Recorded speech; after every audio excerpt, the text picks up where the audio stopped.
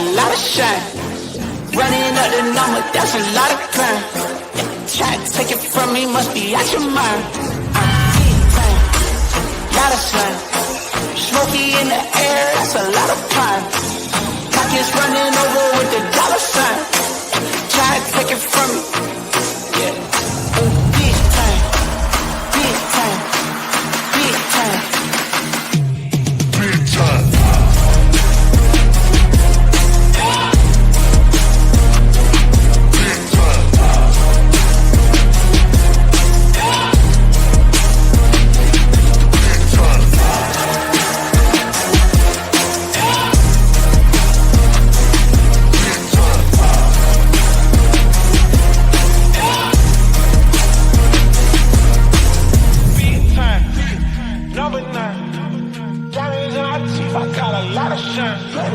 Running up the numbers, that's a lot of crime.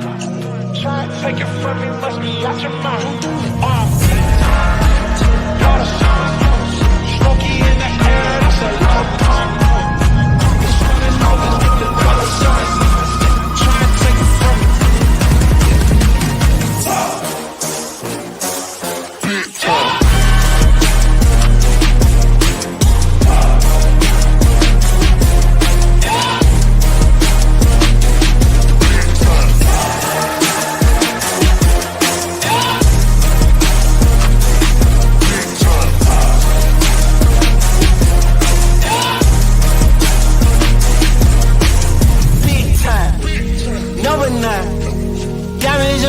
I got a lot of shine. Running up the numbers, that's a lot of grind. Try and take it from me, must be out your mind. I'm big time, lot of shine. Smoky in the air, that's a lot of pine. Pockets running over with the dollar sign.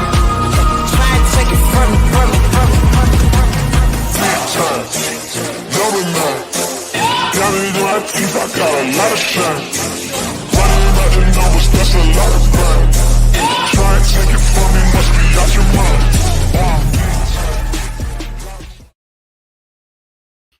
What's up, everybody, and welcome to a Thursday edition of the YSN Power Hour. DJ Yokley here, live from my the Yokley Manor here. This is pre-recorded. I'll let you know that ahead of time, so your questions probably not going to be answered in a timely manner today.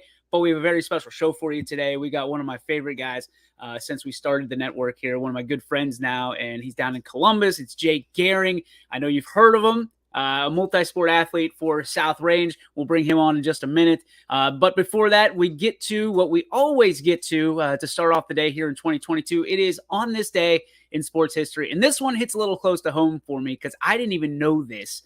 But today, on February 10th, 1989, to gain deregulation, the World Wrestling Federation admits pro wrestling is an exhibition and not a sport in a New Jersey court. So basically, what they admitted on this day in 1989, for the first time ever, is that wrestling was staged. It was fixed. And many hearts were broken that day, and you can probably still hear him to this day. And coincidentally, I'm wearing my Nature Boy Ric Flair shirt because we have the Natural on. So I didn't even know this was going to happen. So it's a perfect segue into our guest today. But I kind of still believe wrestling is real, I guess to a degree, because when you think about it, how many people are going to sign up for taking chair shots? Like I'm not that guy. Like if Jake Gehring raised a steel chair to me right now and was going to take a swing, I'm flying out of there because it just got real. So yes, I know that the everything's manipulated and the results are manipulated, but there's still things that happen that can be tragic and things like that. I saw just this week they were talking about the Royal Rumble and John Cena and Batista were supposed to come out a certain way, and they actually both went over the top rope at the same time, which was not the finish. And they touched at the exact same time. So out comes Vince McMahon, just absolute, I'm just going to say pissed. He comes out and he tries to slide in the ring and try to make it as an act. And he blows both of his quadriceps, both of them at the same time. And he's forced to sit there and act like something's wrong. So go look that up. I promise you will not be disappointed with that. But another thing you're not going to be disappointed with is today's show and today's guest. It is Jake Gehring. Now, if you don't know Jake, Jacob, whatever he chooses, I don't know if he's going by Jacob now because he's a big shot down in Columbus, but he'll always be Jake to me because this young man, as a freshman, was part of the key cogs in the championship mix that was the South Range Raiders. And now he's moved on to the Ohio State University to join the Buckeyes on their baseball team alongside of his longtime, I guess, I think he's a roommate now, but I think he's a friend from this standpoint. You can hear Bella in the background. So I apologize for that. So here we go. Jake Gehring, welcome to the show. The legend down in Columbus, waking up nice and early, as you do most days, you said. Yep, I tried to. So, like, you told me that you don't have class on Tuesdays and Thursdays, and you just get up to read? Yeah, I like to read, and then I get up, and we have to do 6 hours of study tables through, like, the student-athlete services, so I usually find my way over there in a little bit, get breakfast and just start my day that way. It's nice. You've always been kind of a creature of habit, and I think as a pitcher you have to be. Yeah. How have your habits changed from graduating high school, and we'll get into all of that stuff that you did and accomplished in high school, to now as a freshman at the Ohio State University? How have your habits changed, and what new habits have you formed? I mean, they're definitely different. I don't have my mom making me breakfast or packing my lunch every morning, and it's weird, waking up and basically like, all right, hey, you get to choose if you go to class today. You get to choose, what you want to eat for breakfast, and just make it to the field at this certain time. And other than that, you really don't have anybody telling you what to do. So it's really about like just ownership. And a habit I did start, I started drinking coffee every once in a while. Just straight black coffee. Now, oh, okay. No, not yeah. that. So the other stuff is better. Like, I really don't like the black coffee, but if I'm going to do it, I might as well just like wake myself up in the morning and just drink black coffee. Are you one of those guys that's like heavily affected by caffeine? No, it's funny. So like everybody drinks those like Bangs, those energies, or like, or like pre-workout, and they don't touch me at all. I don't know why. I rarely like drink pop or eat like anything caffeine, and I don't know why. They just like, they don't affect me at all. So I think it's just more of like a flavor thing and that like little boost in the morning. Other than that, I'm not going to feel it throughout the day. It's funny because I've never seen you're one of those guys that I always admire, because I never see you too high and you never get too low. You're kind of always even keel. So I'm interested as to, is there anything that ever gets you off your path of being just kind of zen? I don't know. I mean, of course, like, you're always going to get news, or there's going to be situations that you don't want to happen, but you just have to realize that like everything's part of a plan, and like life is such a long game that like a year, 2 years, or even 3 years, like, is such a long game compared to 50 years, 60 years. So I mean, just like thinking about it like that, it really just puts you in a good spot and humbles you. All right, let's spin it all the way back to your freshman year in high school. We've talked about this a multitude of times, but for people who don't know your story, obviously you're a kid that came up and through the ranks in Boardman. You end up going to South Range, and you guys are, you're a member of the football team, and then all of a sudden you hear this name, Jake Gehring. This is the kid, the freshman. You join a team that, for all intents and purposes, you guys were a bunch of individuals that were coming together, almost coming to blows a lot of times in the dugout, because there's so many personalities on that team. And then all of a sudden you guys get to the tournament with a losing record and stuff just came together. Do you remember, can you recall what it was that all of a sudden the individuals became a team? It was such a weird, like, I think we knew we were good throughout the season, but, like, games just weren't going our way. And then I remember Coach Hannick telling us, like, listen, like, even though our record isn't great, like, we're still a very good team just because we haven't played other Division III teams like the entire year. So I think it was just confidence in ourselves and our team. And, once we got those first couple wins, that team was on a mission. That team, I think they could have played the, Cincinnati Reds and probably would have beat them that year. Like they were just we were on a mission, and you never thought going into a game we were going to lose. And I think that's a big key. Like you feel like you're going to win. You feel like you're never going to lose. And I think that was the feeling of that team. I feel like when you got to Columbus, it was lights out. You guys felt like you were a team on a mission. There was the swagger. When you have some of the guys on the team that you guys did, you had to have the horses to back it up. And you were put in a place as a freshman that not a whole lot of freshmen can handle. You were the guy that had to get them to the championship game.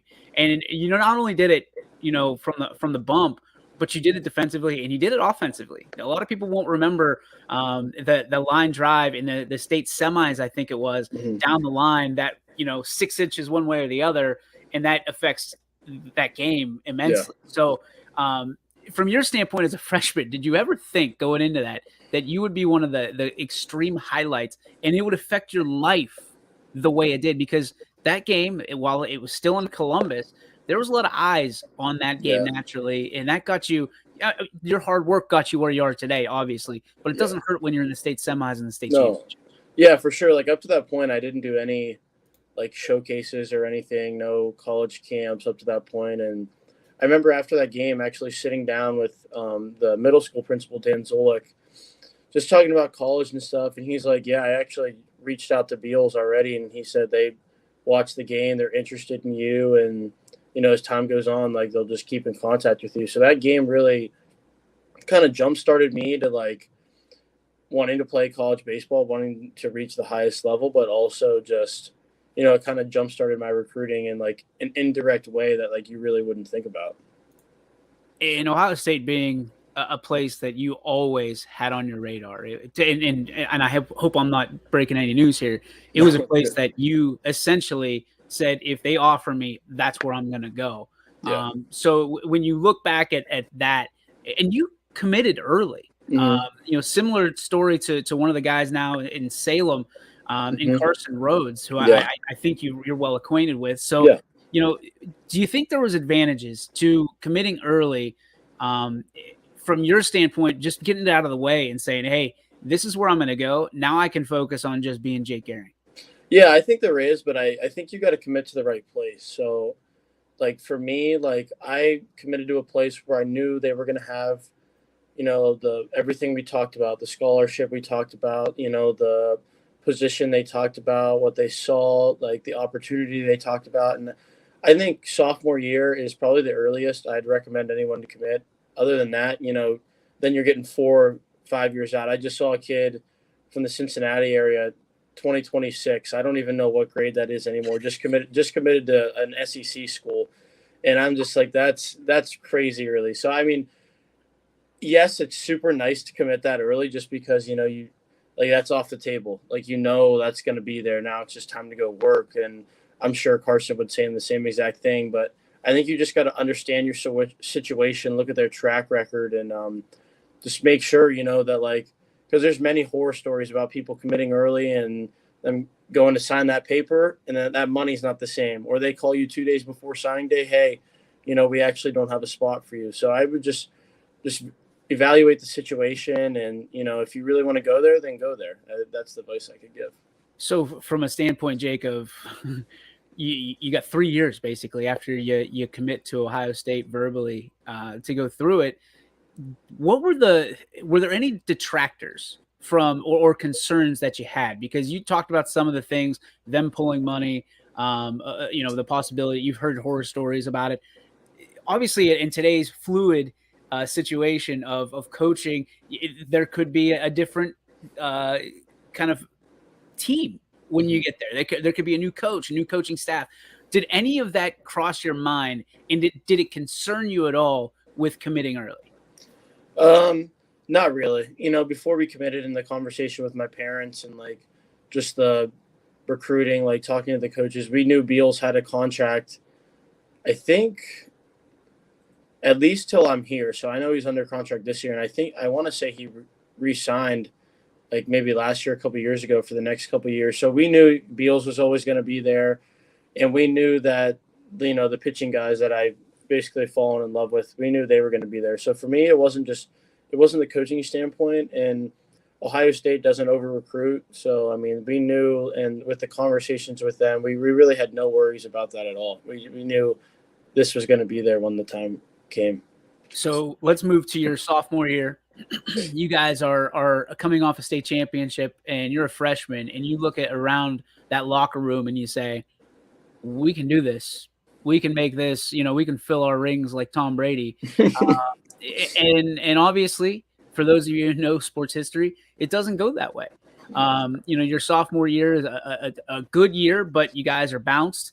You know, but there's help along the way, because you get guys, not only the ones that you already had in your locker room, but a couple guys come along with you in Brandon Mikos and Trey Pancake, and everybody knows that story. What did it mean to even play with those guys who you had a great relationship with, to be able to wear the burgundy and gold alongside them, you know, whether it's for a minute or for a couple seasons? In your standpoint, what did it mean to have guys want to play with you? Like, basically, you were the LeBron James of the area, man. People just wanted to play with you. Yeah, I think South Range is probably the best school in the area, just not only from an athletic standpoint, just from like an academic standpoint. You know, the teachers really care about you, and great programs, great opportunities. And I think them coming to play, you know, speaks volumes to the school. It speaks volumes to the area, just because they moved to the area and they love it now. And, you know, it meant a lot. You know, those guys are basically my best friends.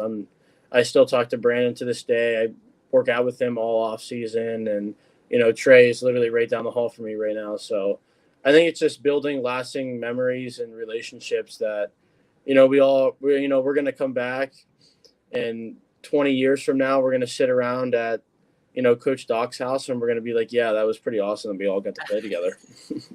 I want an invitation to that meeting 20 years from now. That's all I want, just to go to Doc's house, because I know the kind of party that ends up happening with Doc involved. Oh, yeah. Are there any frustrations? Because do you feel like anything was left on the table in those 3 years? Any frustrations from your standpoint of what could have been? I mean, of course, if I could look back, like, I'd still play football, which is pretty crazy to say, but, you know, I wish I didn't get hurt. I wish the coronavirus didn't happen, but I don't have any, like, frustrations, or I could go back and change this, you know, like, we won a ring. Would we have loved to win another one? Absolutely. But it doesn't happen that way. You know, somebody's got to win different almost every year. And if it doesn't, then it's pretty crazy. So, you know, no frustrations, just life moves on, and there's another step, and you're going to look back and be like, dang, but in the reality, you can't change it anymore. So do you think that if you could go back right now at what, are you 19? Yeah, 19. You're 19. Okay. So you go back and talk to 14-year-old Jake Gehring, who just won a state championship. And obviously there's a lot that goes with that. Your demeanor hasn't changed a whole lot, but would you go back and tell him to enjoy it a little more? Because for those who don't know you and know the situation, you went from winning that state championship, and of course you celebrated, but I feel like you went right back to work, and that's who you are, and I get it. But, you know, to be at the top of the mountain for that moment, not celebrate too much. I don't want to say that you're going to go out and get crazy, no. but to enjoy that moment a little more, thinking that, or knowing, you know, if somebody telling you you're not going to get back there in your high school career, would you do anything like that? I probably wouldn't do anything different.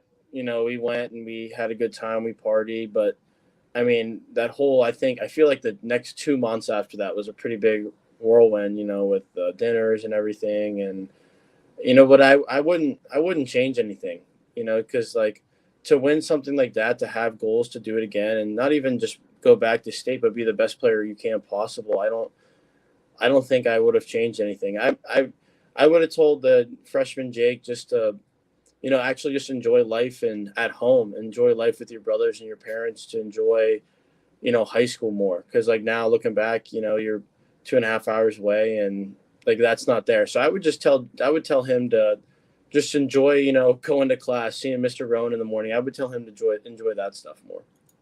I love that, man. I love that you don't live with any regrets. That's one thing that if anybody takes anything away to admire from you, and there's a lot to admire, Mm-hmm.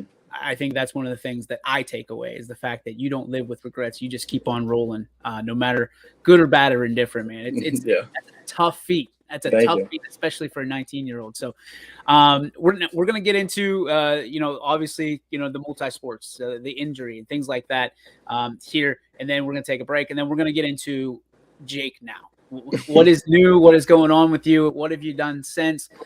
So this is a tough area for me to get into because when you're in a situation like I am, and obviously it's not tougher than you or your parents, but a kid that you just grow to love so much and you want so much good for. I remember being there when the injury occurred. Now Mm-hmm. you're a multi-sport athlete. You did wrestling early on too, correct? Yeah, I wrestled from when I was like 3 till I want to say 3? like 4th or 5th grade. Yeah. My dad was a wrestling coach at I know. high school, so I loved it. I love wrestling. All my kids will wrestle. What is it about wrestling that maybe that's what keeps you kind of even keel? I think it's the toughest sport any like amateur person can do. It really I love I go to Ohio State and watch the wrestling matches all the time, and Michael Markulin is one of my best friends. And wrestling, I mean, you're out there by yourself. Well, for one, the conditioning they do, they take themselves to such dark places that no other sport gets you there. You know what I mean? And it's so disciplined, and the regiment that you have to follow. And then it's like, hey, you do all this work. Here's 3 minutes, 3 times by yourself. Go win a match, and it just builds character. And I think it's one of the greatest sports ever. That's coming a lot from a baseball player, because every baseball listen, player I talk to, I don't like it better than baseball, but I think they're similar. Even though baseball's a team sport, you're pitching by yourself. You're out in the circle by yourself. There's a lot of pressure on yourself. You're hitting. I mean, the coach can't come and tell you what's coming or hit for you. So I think they're similar, but I admire the conditioning and just the ability to go out there by yourself. I admire that a lot of wrestling. I think it's done a great job of bringing you to where you. I didn't realize you were 3 years old when you started wrestling, but it doesn't. Yeah, I mean, they weren't matches, but I mean, I think I started wrestling matches when I was 5 or 6. But I remember being in the room with my dad, and those teams were good. They weren't as good as the team South Range has now or last year, but they were good, and I just remember just rolling around with them. Did you happen to catch, and I know this is kind of off topic, did you happen to catch the Saturday's results and Lally with the pin and everybody celebrating? Yeah, Michael actually sent me. So they had the we have at South Range's gym, they have the the basketball cam that follows the ball. For some reason, it was just on. I think they taped their matches. So they had a camera on the bench and a little bit of the fans, and then they had a camera on Lally. So it was pretty cool. You could see them wrestling. See them wrestling, see them flipped over, and then you just see the entire bench just erupts. And it's that video. It gave me chills. It was an amazing video. It just shows how much those guys are on a mission and how much they really want to win this thing this year. Going for a state title this Saturday, if I'm not mistaken. So I thought it was going to be at the. They usually have it in Columbus, but I guess they're not having the team duels at Columbus this year. I was kind of upset. Versailles, I guess. I don't know. I was like, man, nothing to do this weekend besides practice. I'm going to go watch South Range Wrestle all weekend, but I guess they're not there. The pride's still there, obviously, for the Burgundy of Gold, man. Are you going to be a forever guy? Whatever you can do to help the Raiders and the Raider high school baseball team in whatever way?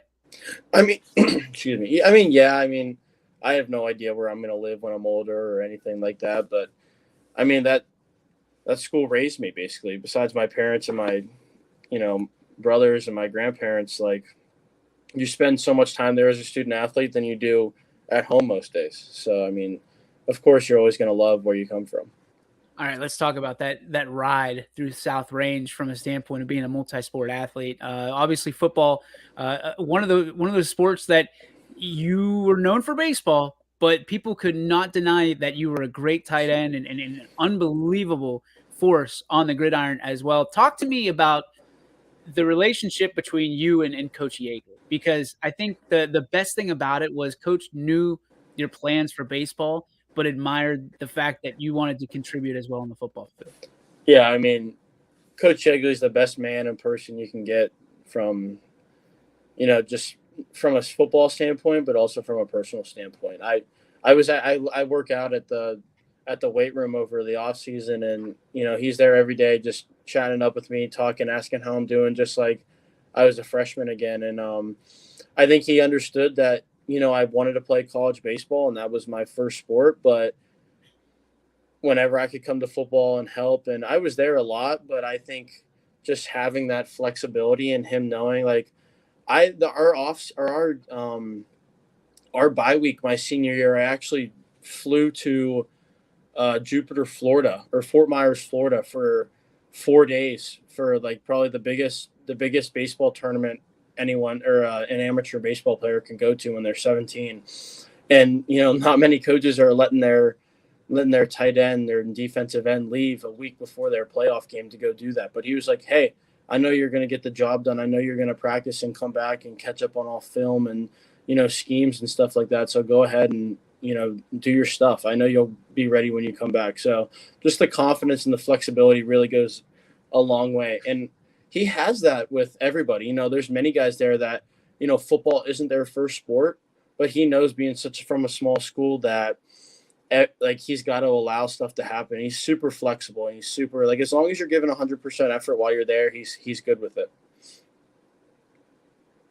So from a standpoint of leadership, to me, he's still one of the best leaders in this area that you could have. He would give you the shirt off his back. Mm-hmm. If you did. What did you take away? Is there anything that you kind of pulled away from, and I know you do this a lot, you pull away from your leadership, you pull away from your parents, you pull away from that you kind of build yourself around, and you kind of, that's your makeup. What did you take away from Coach Yeager, and what did you take away from that football coaching staff? Yeah, that's a really good question. I think from Coach Yeager, you take away to have that competitive spirit, to want to win more than anyone, and to ride with your guys, but also like still value like your relationships, still value like God, still still be that better person and that like the best possible person you can be while beating someone up on the football field. I think that's something that like you got to be able to differentiate, and you got to be able to still be that person that wants to kick butt, but still be that person that is humble and reserved and, still knows their morals and values. And I think that's one of the things that you do so well is compartmentalize. And I think that's probably one of the things you were looking for, those fancy words that get out of your vernacular.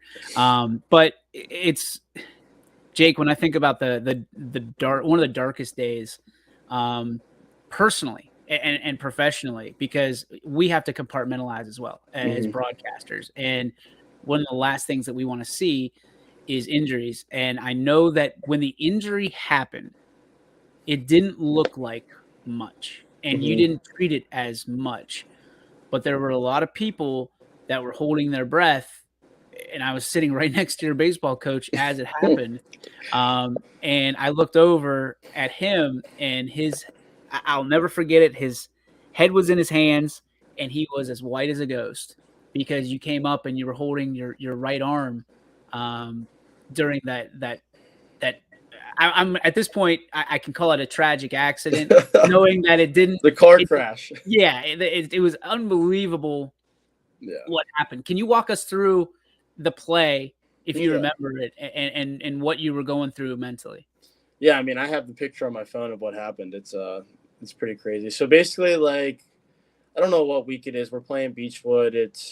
We coming in, we knew we could beat Beechwood pretty handily. So it was the kind of game that was weird. Just the vibes were weird. Like, the stadium was full, but not as loud as it usually was. And, it was the kind of game where, like, you're ready to get to the second half, and you're ready for, basically like scrap time. So I don't know. There's a play, I'm like squeezing down the line, and their running back was very good, and he was making moves, and, he's kind of behind me, and I go to make like an attempt at a tackle, and I get my arm on him, and then like someone just comes and just whacks my helmet, like they're trying to or their helmet hits my arm, and I feel like my elbow explodes. I have no idea what's happening. Like, it hurts so bad that like you guys saw me.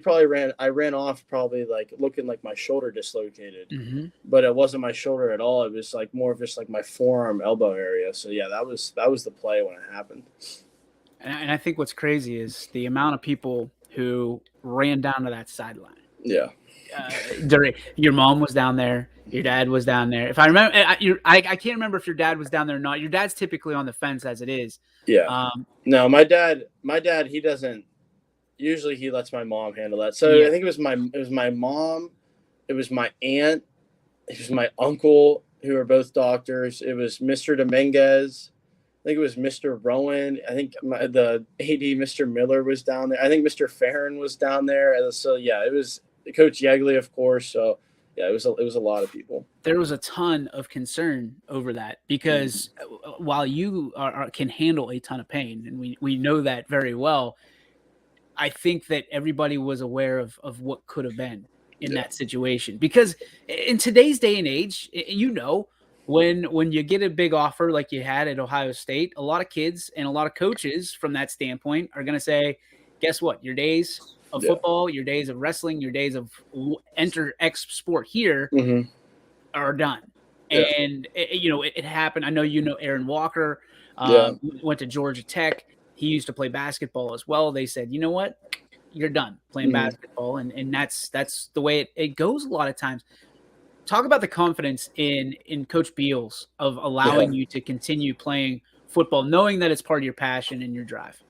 Yeah, no, Bealsy, he's a man's man for sure. And he's probably one of the most competitive persons I've ever met. And, we had that conversation like, hey, like I want to play football still. That's something I want to do not only with my friends, but, with my brother that freshman year. And you don't want to feel like you owe stuff to people, but you almost want to finish what you started, and I don't know if I could have handled sitting in the stands on those Friday nights, not being out there with my guys, my best friends throughout high school. And, Beals, he was like, yeah, like it's good for you. It's good, to play multiple sports, and we're going to be holding our breath the entire way. Hopefully you don't get hurt. That didn't happen, but even now with the injury, like I called him and told him, and I was straight up honest with him, and he was like, hey, thank you for being a man and telling me what's happening. Tommy John is nothing that we haven't seen before. And in your case, it's almost not as bad, not as rigorous because it didn't come from baseball. So like, we're going to ride with you and we're there for whatever you need. And that's such a great feeling when, you're kind of on the fence. You don't know what's going to happen. So it's a great feeling to know that those people trust your work ethic and your mentality to come back stronger and come back normal again. All right. Whenever the injury happens, you're on the sideline, something's not right. I mean, in your heart of hearts, and you're putting on a good face, right? Yeah. But something's not right. Your mom knows something's not right immediately. What mentally, where were you?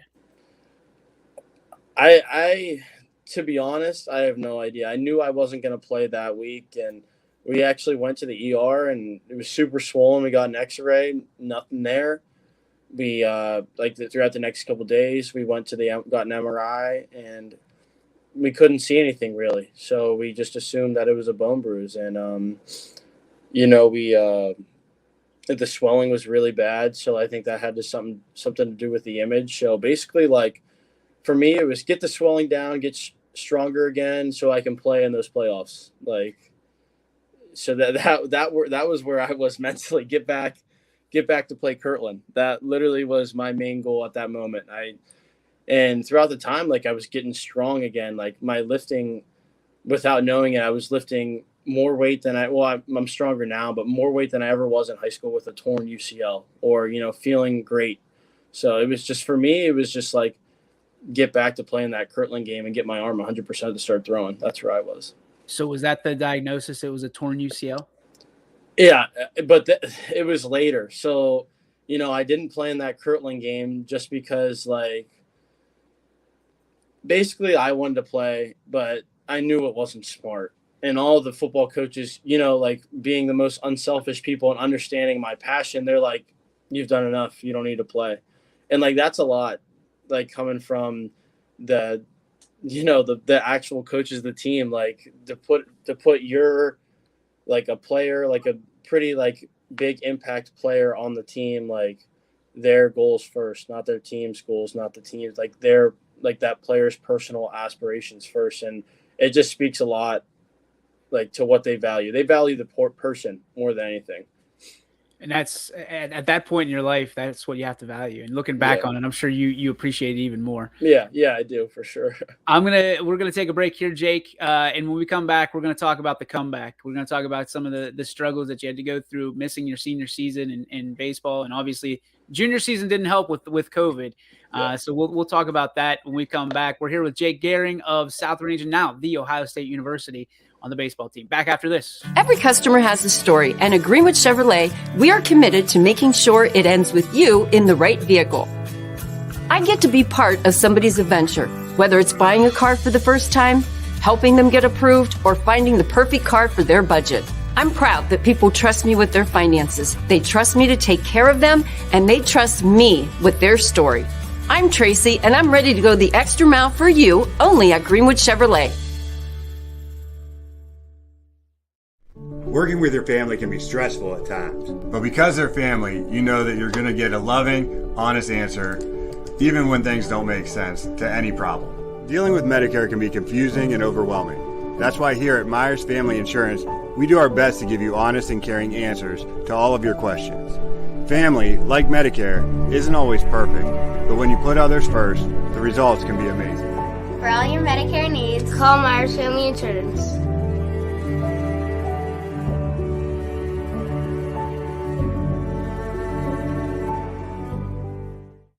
Storm season. I think we're under the gun for some heavy storms over the next couple of hours. And Storm Tracker 21 is ready. This is probably the one we're keeping a closer eye on. On air. And locally, we're going to have a lot of eyes on our area. Online. All right, let's talk high-risk futurecast and the timing of this weather. On social media and on our app. Notice we'll have scattered showers on Thursday. Stay ready with Storm Tracker 21. The severe weather threat now through around sunset this evening. Hi, this is Tommy Clem, owner of WRS Insurance Solutions. WRS Insurance Solutions is a local, independent agency that specializes in life, Medicare, long-term care, and disability products. Call us at 330-953-3722 or visit us at wrsinsurancesolutions.com to learn more. Good luck to all the student athletes in the Valley. And welcome back, ladies and gentlemen, to the YSN Power Hour special edition here, one-on-one with Jake Gehring. Jake, before the break, we talked about the injury, how it happened, the mental state of you going through it. Now it's the recovery process. Now it's, okay, you're diagnosed with all these just crazy things that no kid should ever have to go through their senior year. And now you've got to overcome. Now you've got to mentally prepare. And it starts with understanding that you might not have your senior season in baseball. Mm-hmm. When that was being discussed, because it wasn't a for sure thing for a while. When that was being discussed, what was the first thing that came to your mind? Yeah, so I mean, my dad took me up to the Cleveland Clinic in Garfield, like the sports place, and we got the MRI. And I think the next day, Dr. Schickendance called us, and he was like, "Hey, like, read the MRI, you're going to need Tommy John. We can talk about other like possibilities, a shot, like stuff like that, a graft." But then he's like, I'm like, is the best way to heal this arm and protect this arm and get it back is surgery? And he's like, yeah. I'm like, okay, let's do it. Of course, emotions are flowing with your parents and sitting there. But I think it's just, you get the news and it's like, all right, let's do this. And however long it takes, and it's going to stink not playing, but you got to know that there's bigger things ahead, and there's another step to the story, I think that it was amazing because there would be so much from my standpoint. I'm a guy that's high and low. I'm the opposite of you, right? If somebody told me that I couldn't, play my senior season, and you didn't have a junior season because of COVID, that would bring out some emotions in me. For sure, yeah. So, I mean, at that point, did you go off the beaten path? Did you Did you get emotional about things? Yeah, I mean, I remember going into my room and just bawling my eyes out for like 10 minutes. And like, that's weird. I mean, I don't care. Like, yeah, I was crying. You know, my mom was crying, and I've seen my dad probably cry maybe 3 times in my entire life, and he was tearing up a little bit. And I think it was just like, not because of the injury, just because, you know, we were supposed to do so much that senior season, and, you know, it's almost like stripped away. You know, it wasn't my own fault, of course. Like, I played football, but, you know, you still have like that, like, man, that stinks. So I think, like, of course it was emotional, but right after that little vent crying session I had for 10 minutes, it was got on the phone, called the people I need to call, and then it was kind of just like, hey, like, all right, I think it was December 22nd I got the news, and my surgery date was set up for January 18th. So I had like probably 3 weeks there or so just to, you know, fully grasp what was happening. You know, you say that crying like it's a bad thing, and you know, it's not the most masculine thing, and I still don't believe that your dad cried 3 times in his life, let alone 3 times in years. But like, I remember when you told me, and the whole time I'm sitting there, okay, stay strong, and then like, you can't help it. Like, my heart went out for you. I started tearing up, right? While you're telling me, I'm tearing up, and because you're not the kind of kid that this should happen to. No, it shouldn't happen to anyone. But like, you did everything the right way the entire time. You did not quit on your teammates on any field. But I think when I think back of your career, with all due respect, Jake, with all the great things that you did, with all the awards you brought in, what I admire about you most was the way you handled yourself your senior year. Coming to one of the, you know, to a few of those games, you know, being that I used to be the South Range announcer, and then and then I got kind of flipped out, which is fine. That's what happens when you're the owner. You actually are the last one on the pecking order. But when I came to a few of those games, Jake, and I saw the way that you handled yourself and the way that you commanded, almost can I say you were almost a secondary coach? Yeah, for sure. That's what they labeled me as. Yeah. I was so impressed, because most people in those situations as a senior in high school would be sitting in the stands with their friends, or would be sitting in the dugout with their friends, and you were out there coaching up your teammates and living and dying with their every pitch, with their every at bat. I know it meant a lot to Brandon and Trey that year, and I know it meant a lot to the entire team. When did you decide and put your flag in the ground and just said, this is who I have to be now? I don't know.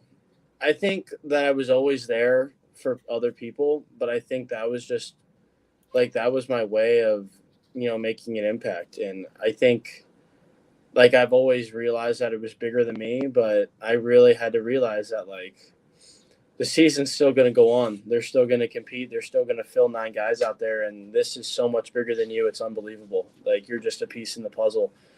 And I think for me, it was just my way of, you know, trying to still make an impact and, you know, being there with those guys. So I think it was just basically doing anything I could. And I love the game of baseball. I love spreading it and teaching it. So it just gave me the opportunity to, you know, take a step back, really feel grateful for what I have, where I'm going, and just try to help out in any way I can.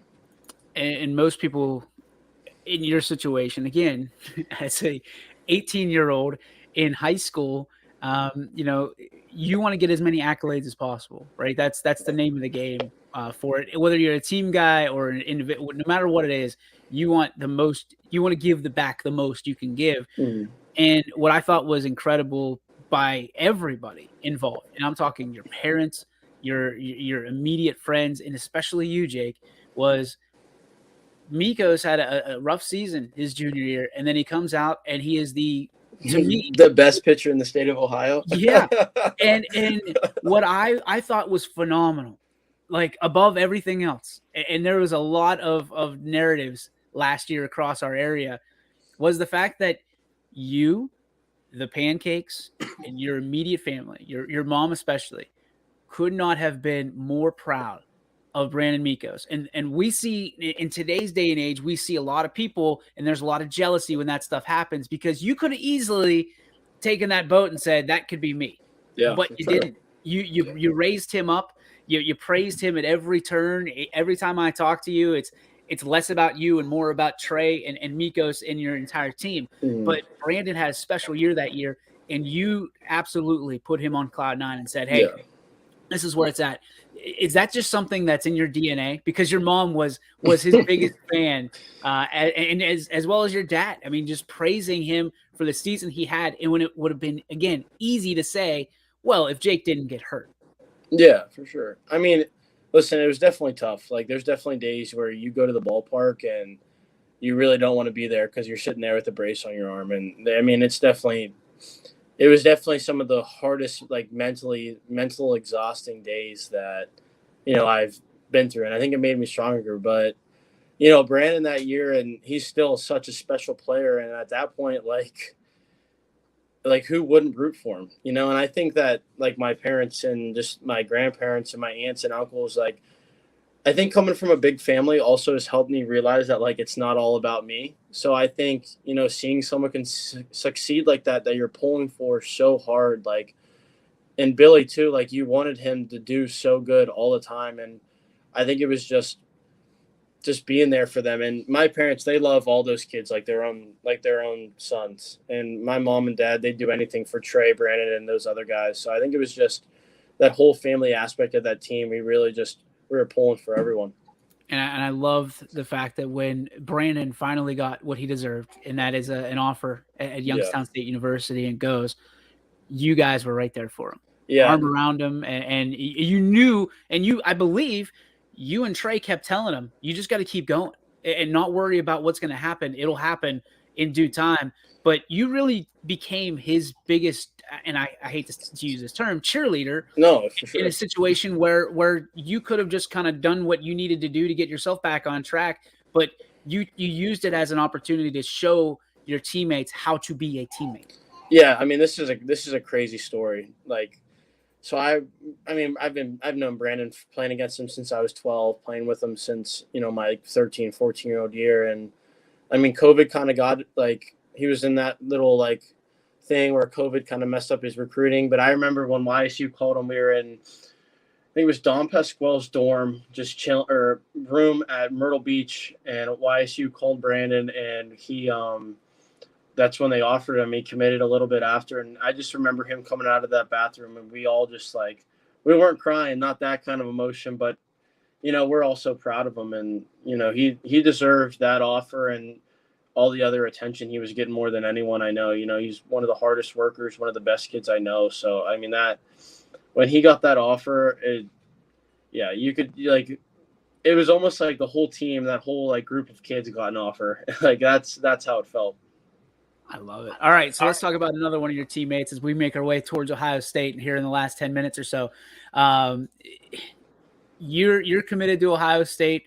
Trey, one of your great friends growing up and one of your best friends in the world, that's a dream of his as well as his family. So when he commits to Ohio State, tell me what's going through your mind. And you guys are seeing, at that point you're seeing championship rings, in high school, and then you guys coming down playing for the Buckeyes, which is a dream of both of yours, and then drafted together. I mean, things like that. What were the conversations like between you two?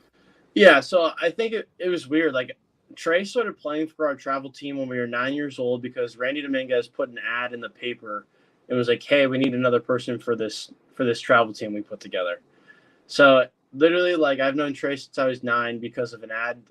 I think, I don't know what paper it was in, but so it was kind of just like, and then when he committed, he texted me, he was like, hey, I'm going to be a Buckeye with you. And I was like, that's just, it's unexplainable, like, the feelings you get. And then just being here now, like, it's such a comforting feeling knowing that, like, someone you grew up with, excuse me, is here. And it's kind of like that with our entire freshman class. Like, Gavin Bruni from Alliance, there's pictures of me and him playing together when we were 9 years old, like, pitching together, like, guest playing on each other's teams all the way throughout. So it was kind of just like we were all down there playing ping pong the other day, meet Trey Gavin, some of the other guys. And we were like, who would have said in 11, 12 years later that we'd be down here playing ping pong in Scott House on floor 2, So it's crazy. Everything comes full circle like that.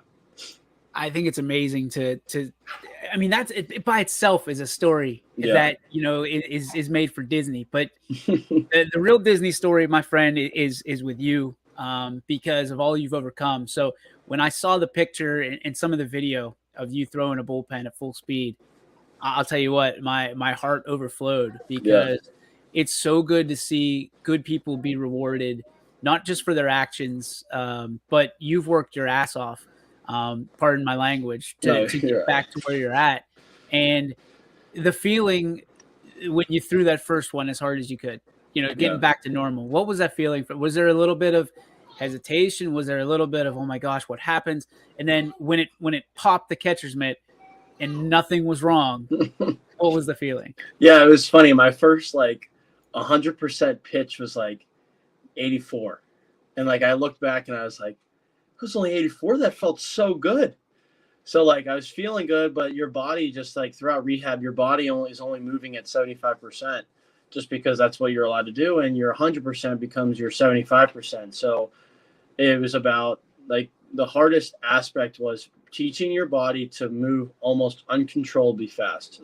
It really isn't that fast, but since you haven't moved that way in 5-6 months, you basically have to reteach your body to do everything fast. And that for me, and then finally, I remember the day I was throwing a bullpen, I was 85 to 87. And Dan DeLucia, our pitching coach, comes out, which Dan's a great guy, one of my closest people in my life. He comes out, he's like, listen, I want you to try to throw 90 miles an hour. I don't care where it goes.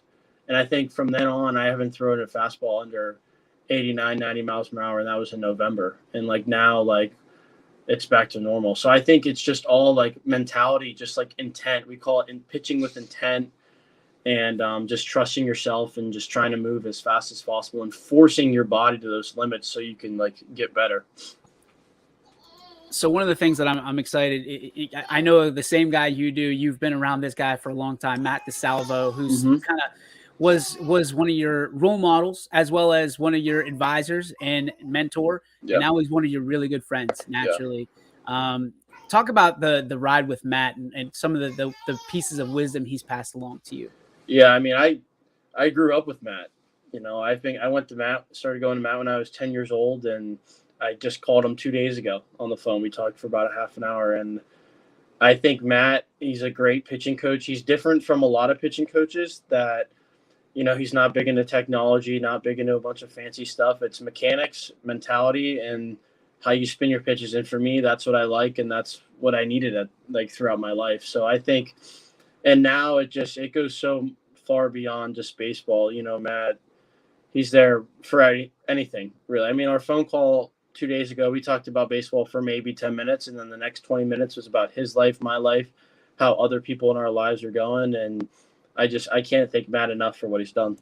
So the last thing that I want to talk about, probably a little bit longer, is nowadays, and you and I have talked about this before, is the specialization versus playing sports. And nobody has more right to be angry and pissed off at the world than you do. But yet you still talk to, kids and anybody that asks about how important it is to diversify yourself and to play multiple sports. And there's a lot of people that what happened to you is a nightmare for them. Yeah. A parent or as a player, every time they lay their head down on the pillow, what would you tell people, being that you went through it firsthand? What would you tell people about not being afraid to play and go get injured, so to speak, and to play full speed at whatever you do?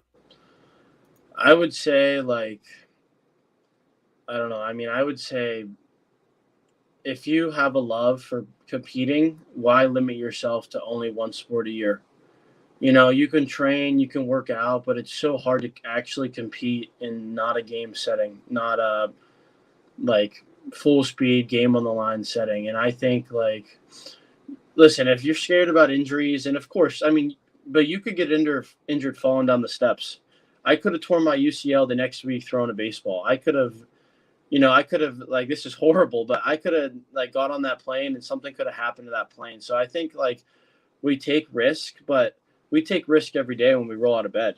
And it's kind of just about managing those risks. And, if something does happen, you just have to have the confidence in yourself that you're going to be able to get through it. And you got to surround yourself with the best people possible.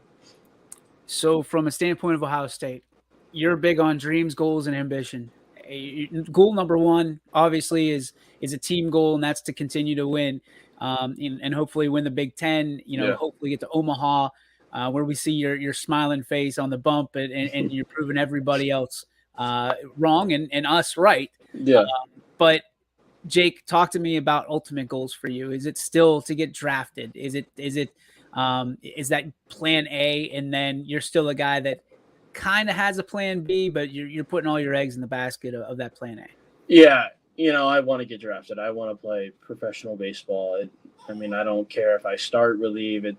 It doesn't matter. I want to, that's been a goal of mine forever. And I want to do that. And, I want to graduate with my undergrad in 3 years. So when I get drafted that third year, or if I get drafted that third year, I have a degree under my belt. And after my baseball career, I can come back and do grad school for 2 years. So it's kind of just, I'm setting myself up for that junior year to hopefully get drafted. That's my main goal.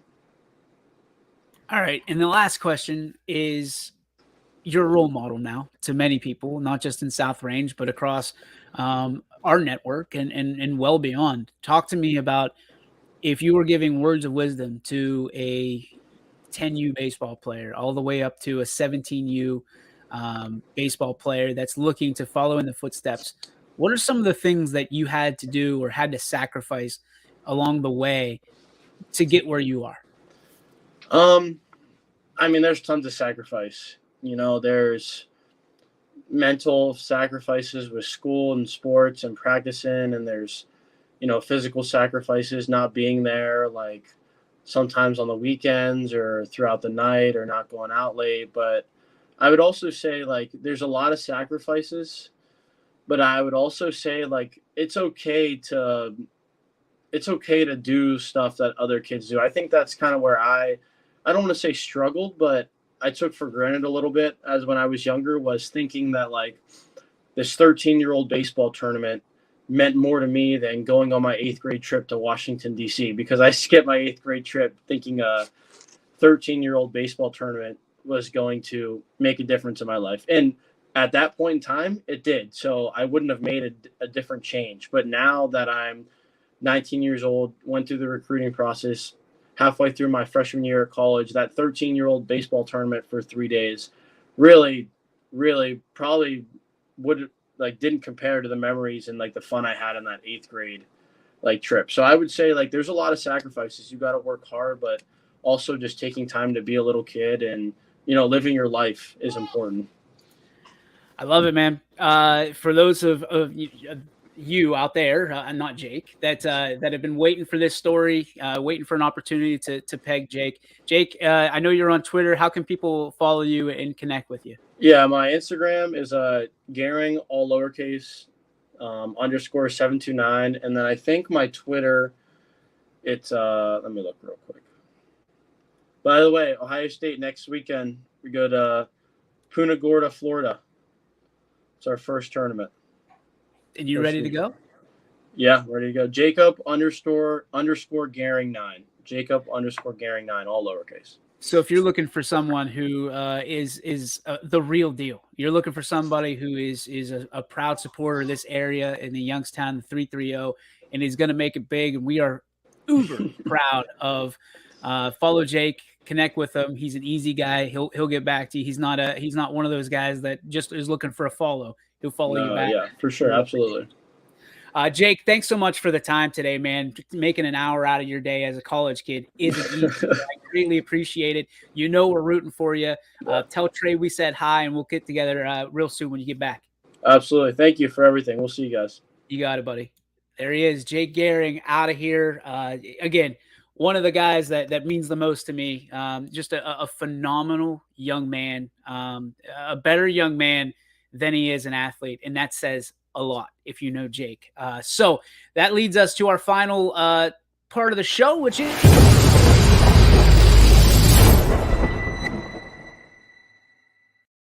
it's the Joe Dickey Electric What's Your Spark? And this one's easy for me. It's a positive spark, and it is the guys like, or people like Jake Gehring with so much adversity that he faced throughout his career, the last year and change of his high school senior year.